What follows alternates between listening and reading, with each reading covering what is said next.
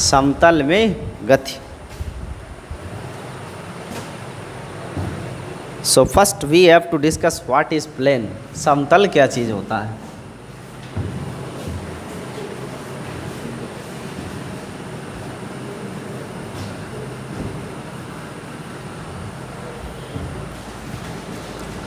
तो ये lesson number 4 है, समतल में गति, एनसीईआरटी का। और इसमें हम लोग पढ़ेंगे सदिश, आदिश, प्रक्षेप गति और वृत्तीय गति। ये मेन टॉपिक यही है इसमें, सदिश, आदिश और सदिशों का जोड़ना घटाना, और उसके बाद में प्रक्षेप गति है और एक है वृत्तीय गति। इतने टॉपिक इस चैप्टर में पढ़ने हैं। और इसके बाद जो अगला चैप्टर है वो है गति के नियम, Newton's laws of motions, Galileo का रूल्स, अरस्तू की थियरी। तो वो अगले टॉपिक में है, ठीक है। तो इस अध्याय में 5 ही बिंदु हैं। तो समतल क्या होता है पहले तो यही डिस्कस करेंगे। लेसन नंबर 4, समतल में गति, मोशन इन प्लेन।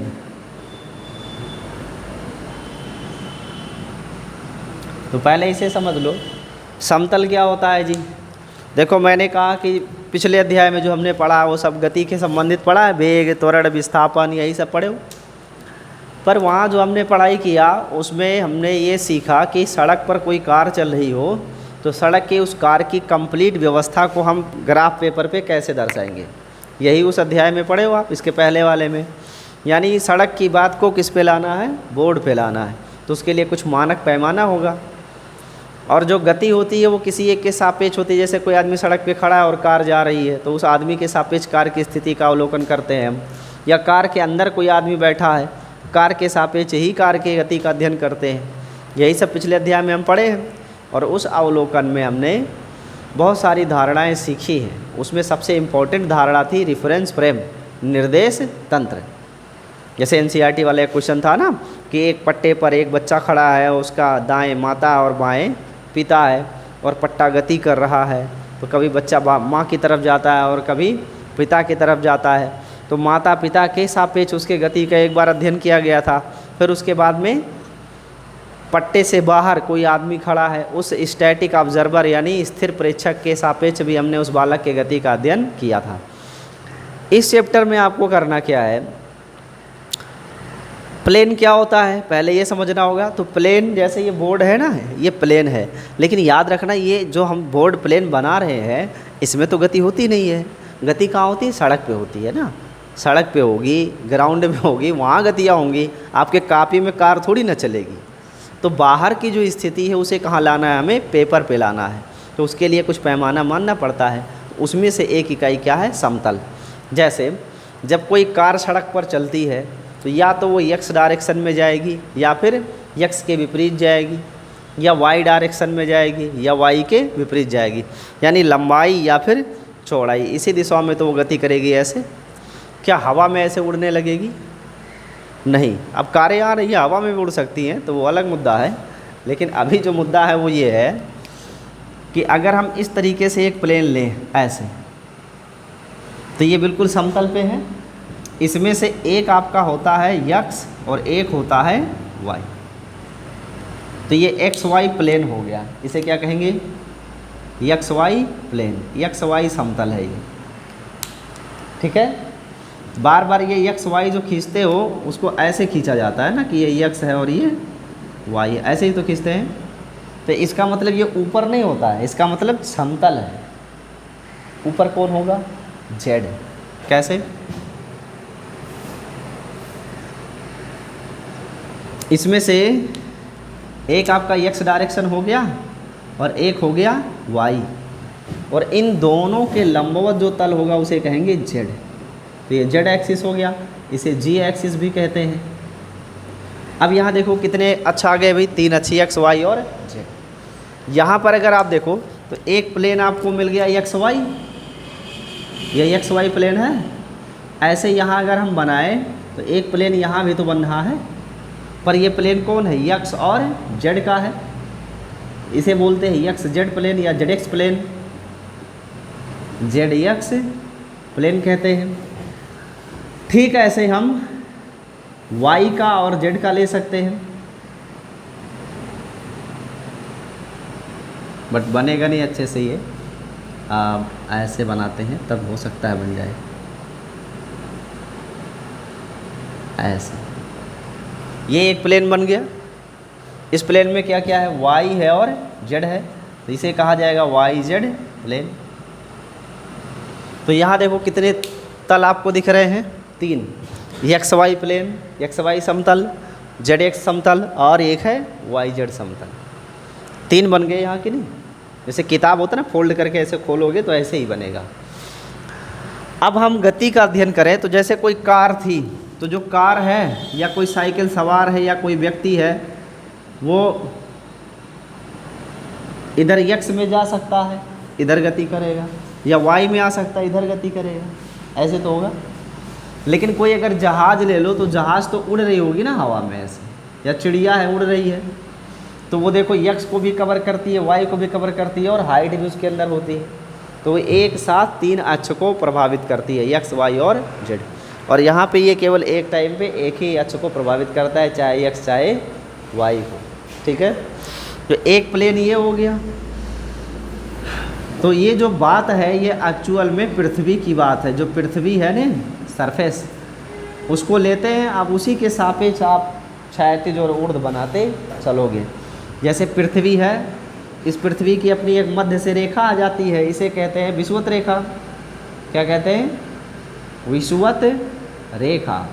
और इस विषुवत रेखा के नीचे सूर्य होता है तो रात हो जाती है यहाँ, और अगर ऊपर सूर्य होता है तो रात हो जाती है यहाँ। तो ये जो सूर्य अस्त और उदय होता है वो इसी रेखा से ऊपर होना और नीचे जाना है। सूर्य अगर विषुवत रेखा के ऊपर उठ रहा है तो बोलेंगे कि सूर्योदय हो रहा है, और विषुवत रेखा के नीचे जा रहा है तो बोलेंगे सूर्यास्त हो रहा है कि नहीं? तो ये क्षितिज है, इसे क्या कहते हैं? क्षितिज। क्या कहते हैं भाई इसको? क्षितिज कहते हैं। और जो क्षितिज है इसे अंग्रेजी में होराइजन कहा जाता है। क्या कहते हैं? होराइजन, क्षितिज कहते हैं। और इस क्षितिज के समानांतर जितनी रेखा खींची जाती है ऐसे ऐसे, इन सभी को कहते हैं क्षैतिज। क्या कहते हैं? क्षैतिज। और इन्हें कहते हैं हॉरिजॉन्टल, कहते हैं हॉरिजॉन्टल कहा जाता है। ठीक है, तो क्षितिज के पैरेलल जितनी भी लाइन ड्रा की जाती है उन्हें क्या कहते हैं हम? क्षैतिज रेखाएं या हॉरिजॉन्टल लाइंस कहते हैं। और इस क्षितिज के लंबवत अगर कोई रेखा खींचोगे ऐसे तो ये वर्टिकल लाइन हो गई। ऊर्ध्व रेखाएं, वर्टिकल लाइंस, ऊर्ध्व रेखाएं। ठीक है, तो जो पृथ्वी है उसी के सापेक्ष में लेना है। तो ये पृथ्वी के सापेक्ष एक्स वाई तल है, और अगर पृथ्वी से ऊंचाई भी हम सम्मिलित कर लेंगे तो उसमें एक्स वाई जेड तीनों आ जाएंगे। ठीक है, इतनी बात स्पष्ट है।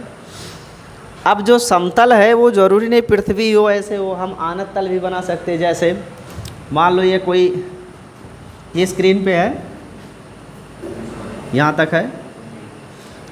देखो जैसे मान लो ये एक सीढ़ी बनाई गई है, सीढ़ी कि ये पृथ्वी है, और पृथ्वी से लकड़ी का कोई आप पटरा जैसे लगा दो, इस तरीके से ढाल बना दो आप, जैसे बंधक चढ़ते हो ना, इसे बंधा जानते हो? बंधा महीना आला बंधा, उस पर ऐसे ऊपर जाते हो कि नहीं ऐसे, तो वो ढलान होती है ना ऐसे। वो ढलान भी जो होती है वो प्लेन होती है, उसे भी एक तल कहते हैं। लेकिन वो कौन सा तल है? आनत तल कहलाता है। इसे क्या कहते हैं? आनत तल। आनत तल अंग्रेजी में बोलते हैं इनक्लाइंड प्लेन। इनक्लाइंड प्लेन कहते हैं।